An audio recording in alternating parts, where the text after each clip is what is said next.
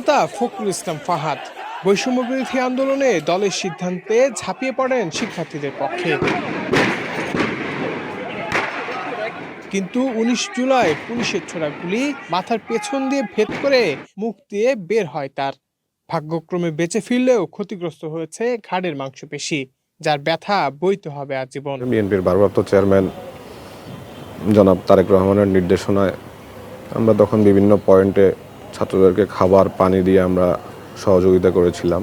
যেদিন গুলিবিদ্ধ হই ওই দিনটা ছিল আপনার ১৯ জুলাই শুক্রবার, সম্ভবত বিকেল 3:30টার ঘটনা। এটা পুলিশ হঠাৎ করে আপনার এলোপাতাড়ি গুলি শুরু করার পরে আমার সামনেই দেখলাম আমার এক ভাই গুলিতে ওনার মাথার খুলি উড়ে গেছে, উনি spot dead.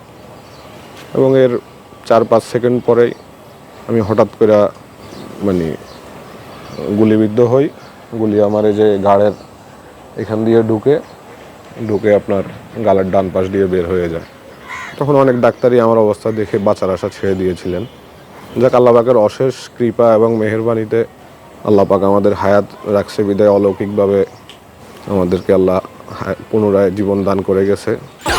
Offer Walton fridge কিনে পেতে পারেন 20 লক্ষ টাকা, রয়েছে কোটি কোটি টাকার নিশ্চিত উপহার।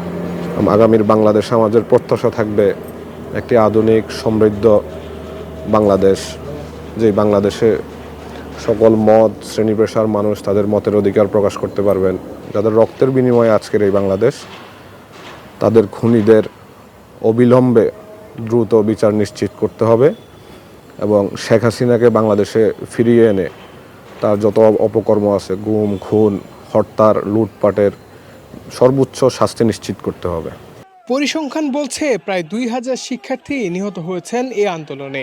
এদিকে ছাত্রদলের সভাপতি এবং সাধারণ সম্পাদকের দাবি, যেসব নেতাকর্মী এবং ছাত্ররা বৈষম্য বিরোধী আন্দোলনে হতাহত হয়েছেন তাদের পরিবারের পাশে থাকবেন তারা। জুলাই এবং আগস্টে যে আন্দোলন হয়েছে সে আন্দোলনে বাংলাদেশ জাতীয়তাবাদী ছাত্র দলের ১০০রও অধিক নেতাকর্মী যারা শহীদ হয়েছেন এবং আমাদের হিসাব মতে ১৯৬০ জন আমরা হসপিটালে ভর্তি ছিল। তাদের প্রত্যেকটি পরিবারের সাথে বাংলাদেশ জাতীয়তাবাদী দলের এবং বাংলাদেশ জাতীয়তাবাদী ছাত্র দলের নিবিড় যোগাযোগ চলছে তাদেরকে আর্থিক সহযোগিতা করার জন্য যারা নিহত হয়েছেন।